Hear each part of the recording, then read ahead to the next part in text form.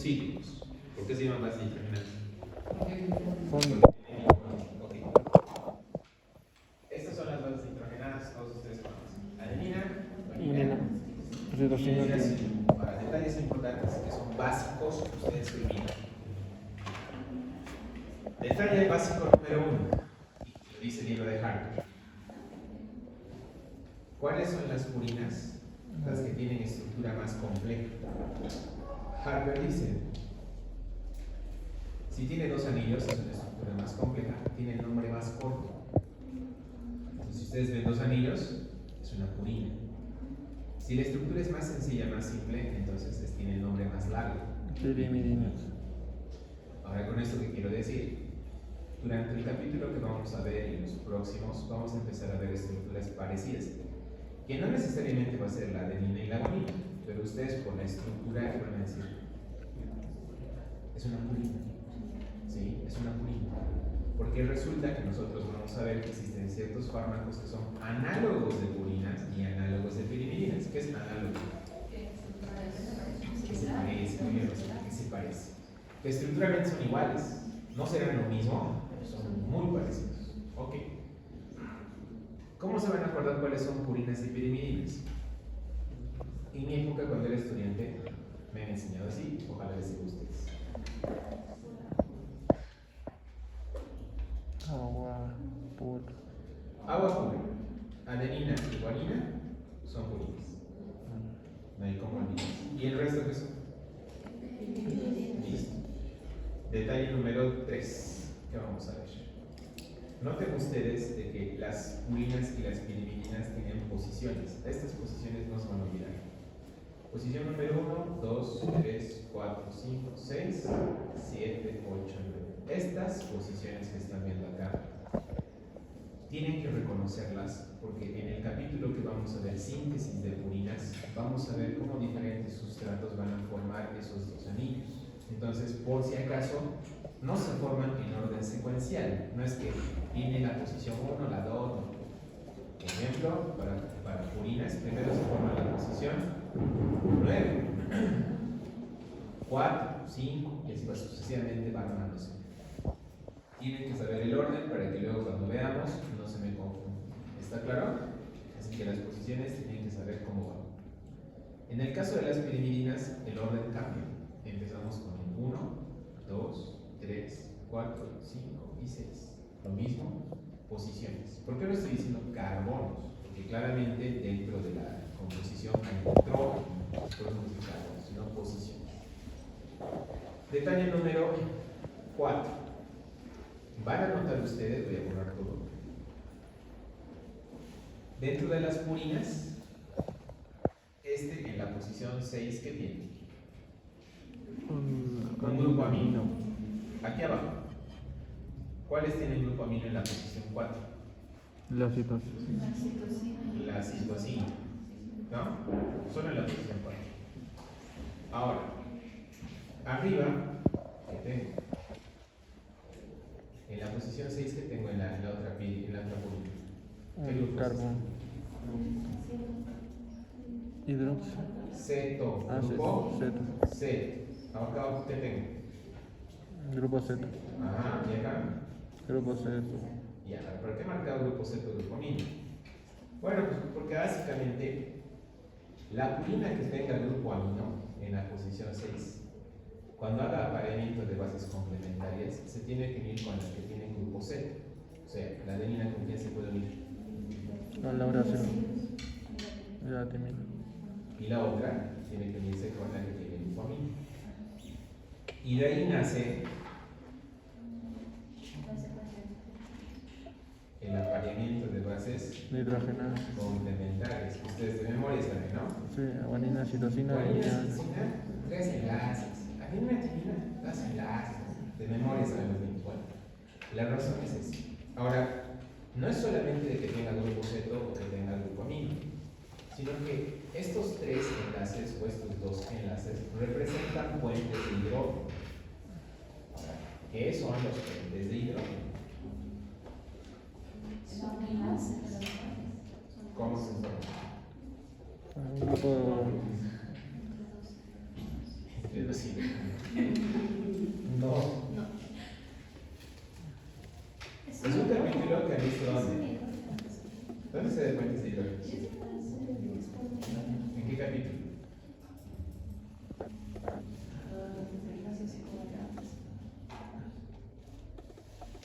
Se ve en agua. No. Ya, vamos a hablar de esto.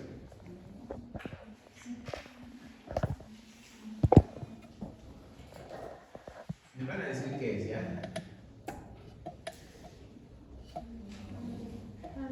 ¿Qué es?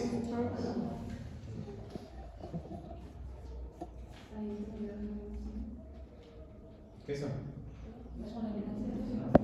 Dos moléculas de agua. Cuando nosotros formamos una molécula de agua, el hidrógeno y el oxígeno, o los dos hidrógenos y el oxígeno, forman enlaces covalentes. Ahora, para no entrar en mucha profundidad, porque ustedes han visto el capítulo de enlaces en Química 1, o supuestamente han visto, los enlaces covalentes no tienen carga eléctrica. No hay carga eléctrica. Por ejemplo, este es un enlace covalente. ¿Tiene carga eléctrica? No, ninguno de los que también tiene carga eléctrica. Son enlaces covalentes. ¿Está claro? En cambio, un enlace covalente, un enlace iónico entre el sodio y el cloro, ¿qué tipo de enlace es? Iónico. Porque el sodio, ¿qué cosa le da al cloro? Un electrón, y por eso ese electrón de más hace que el cloro sea negativo y que el sodio se quede como positivo, que tiene más protones. Este enlace iónico genera carga eléctrica. Sí, pero el agua no. Ahora, basándonos en este primer principio, el agua no tiene carga. No tiene carga, ¿cierto? Si no tiene carga, yo puedo agarrar, echarles agua, digamos, allá la bañamos en agua y le pasamos electricidad. Como es neutro, no va a pasar nada, ¿no es cierto? ¿O pasa algo? ¿Qué dice Chahaya? Aplicaremos. ¿Cómo es? Si te echo agua porque estás luchando, ¿no? Y te pasamos electricidad, ¿pasa electricidad? No pasa. Sí, pues. Y la pregunta es esa, pues, ¿por qué pasa? Nosotros tenemos agua con alcohol. Porque le estoy mostrando, ¿no? El agua tiene enlace covalente. ¿Tiene carga? No tiene. Tendría que ser enlace iónico, ¿no? ¿Cómo es? Eso es lo que tienen que aprender en biología, ¿no? Por si acaso. Resulta que el agua tiene una propiedad, y por eso pues somos de agua, jóvenes. El agua tiene una propiedad. El oxígeno, al tener mayor cantidad de electrones, aparece un simbolito más o menos así. Y aparece aquí una carga negativa. Y aquí arriba aparece igual un simbolito parecido así. Y aparece una carga eléctrica positiva.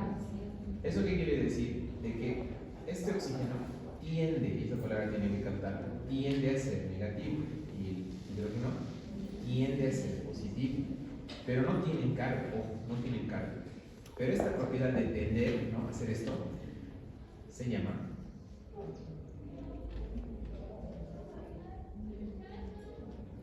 Dipol. el agua es bipolar. O sea, tiende a tener dos cargas opuestas. Pero luego vuelvo a explicar, tiende a tener cargas. Tiende a tener cargas, pero no tiene carga. ¿Se entiende? Esa es la magia del agua, que no tiene otra molécula. Entonces, si pasamos a la segunda parte teórica y decimos que el agua es bipolar, si le paso agua a Yajaira y le paso electricidad, ¿qué va a pasar? ¿Qué va a pasar? Le va a pasar electricidad, ¿cierto? Sí, obviamente. Por eso el agua es un conductor eléctrico. Ahora, entiendan el concepto. ¿El agua tiene carga? No. No. ¿Pero qué es? Dipol. Ahora ustedes dirán, ¿y para qué nos están enseñando esto? Sirve para lo siguiente. Esta también va a tender a ser positiva, por eso estoy colocando entre paréntesis, y este va a tender a ser negativo.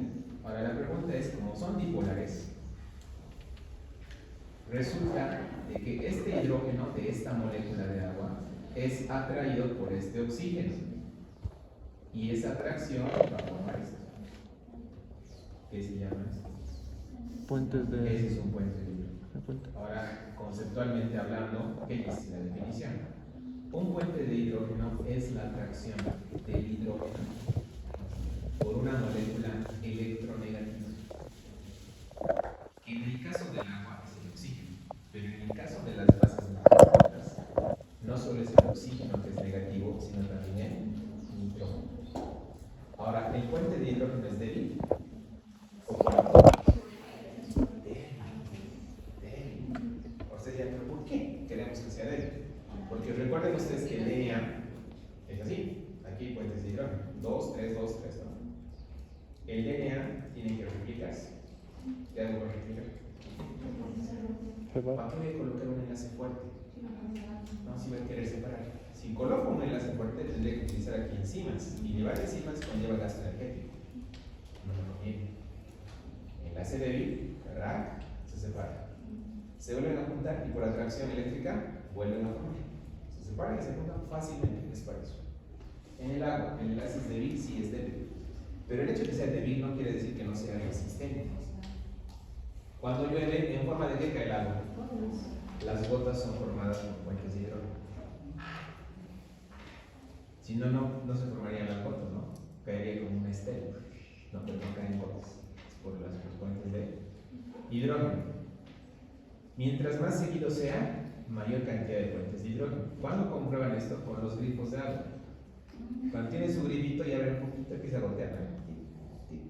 Abren un poquito más y es más seguido, o un poquito más, va a haber un punto en el que va a formarse una línea continua de qué? De puentes de hidrógeno.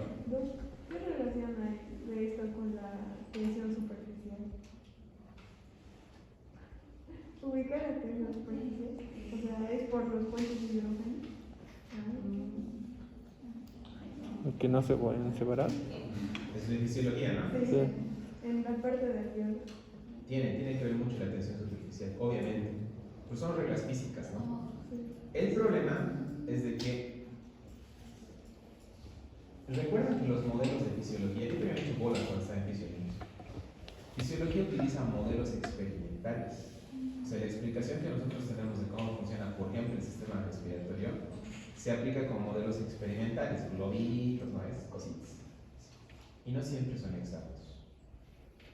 Por eso les he dicho, ¿no? El gaito, por ejemplo, tiene los datos más inexactos que hay en medicina. Porque es fisiología, ¿no? Es humana con datos experimentales. Por eso, ¿qué les he dicho? ¿Quieren aprender cómo se utiliza la fisiología? Lean Fisiopato. Lean pulmonar, contamos a qué es tensión superficial. Lee Fisiopato. Vas a entender los. Así se utilizan los terapistas para hacer ventilación mecánica. ¿Sí? Y obviamente yo utilizo más bioquímica. ¿Está claro lo que es un puente de hidrógeno? ¿Así les han explicado? No. ¿Harías algo? O sea, yo pensé que era un hidrógeno. Entonces voy a volver a decir el enunciado. ¿Qué es un puente de hidrógeno? Es la atracción del hidrógeno por una molécula electronegativa. Este mismo fundamento se basa también en las famosas fuerzas de Van der Waals, proteínas, lo que quieran. Ahora, ¿por qué les he explicado todo esto? Porque dicen, no, propiedades. Las bases nitrogenadas son insolubles en agua. O sea, estas bases no pueden disolverse en agua. Pero el DNA sí puede. ¿Por qué? Una base nitrogenada es esto, ¿no? Adenina. Esto como tal no se puede disolver en agua. Pero nosotros agarramos esto y lo unimos aquí. Riboso. Un azúcar. Puede ser ribosa o puede ser desoxirribosa. Sigue siendo el azúcar. ¿Por qué unimos a un azúcar? ¿Qué hace el azúcar?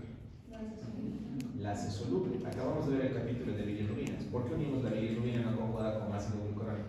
Va a ser más soluble. ¿Esto qué se llama?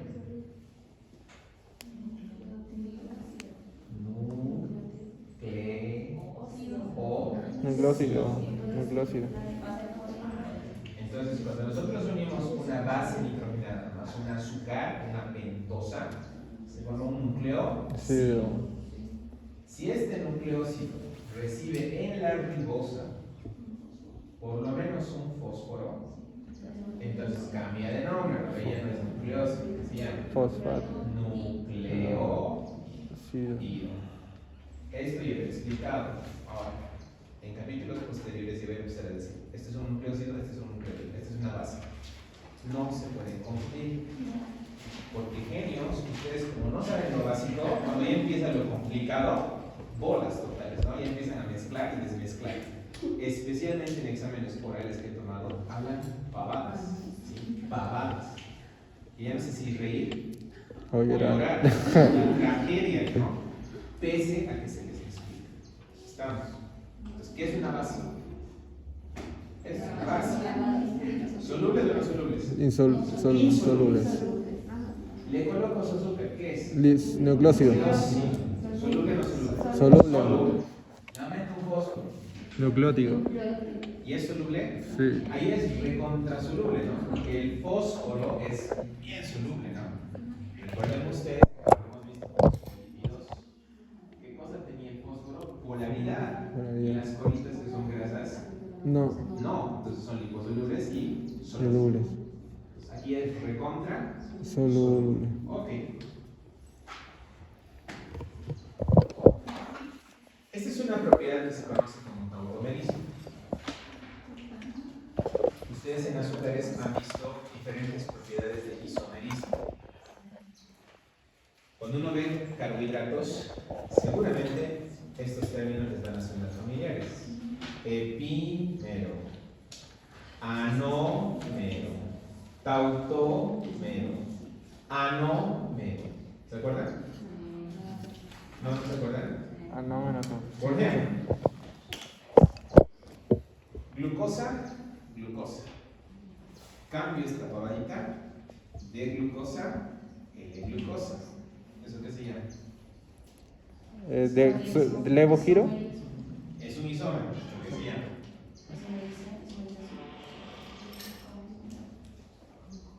Enantiomerismo.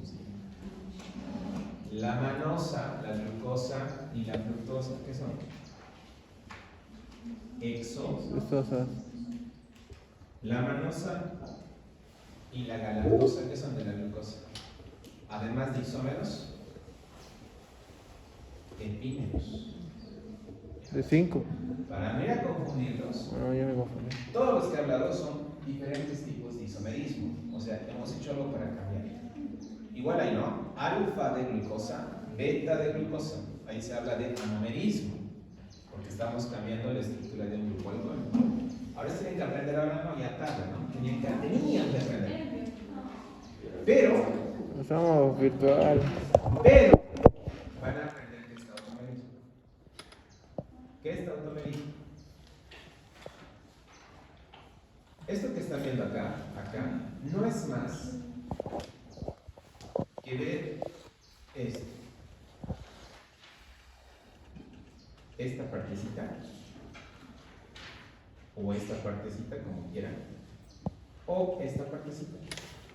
Nada más, estamos viendo el grupo amino y el grupo C. ¿Estamos de acuerdo? Entonces, en el tautomerismo, fíjense qué grupo es. Es un carbono. Es un grupo C. Ya. Ahora aquí, este grupo hidrógeno, o este elemento hidrógeno, es atraído por el oxígeno. Cualquiera diría, no, están formando un buen hidrógeno, ¿no?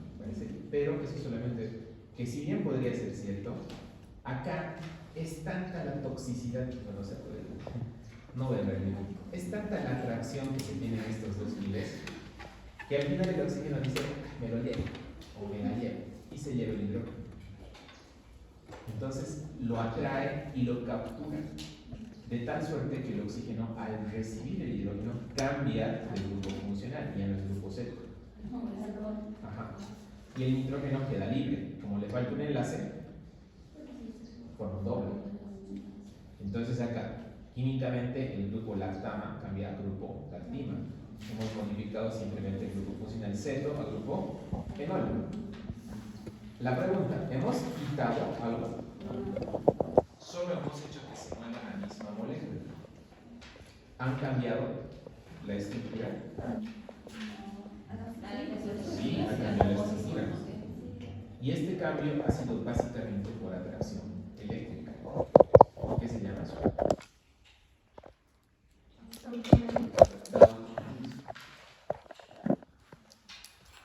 Abajo lo mismo, tenemos el grupo amino. Aquí tenemos una amina, un grupo amino, que por la atracción eléctrica del nitrógeno por el hidrógeno, tanto le gusta que se lo jala. Se convierte en una amina primaria. De un grupo imina pasó a una amina primaria. Y abajo el nitrógeno, al quedar suelto, forma un doble enlace. Puede suceder al revés, o sea, puede volver a recuperar. Sí, puede hacer. Realmente el tautomerismo es el claro ejemplo de una pareja tóxica.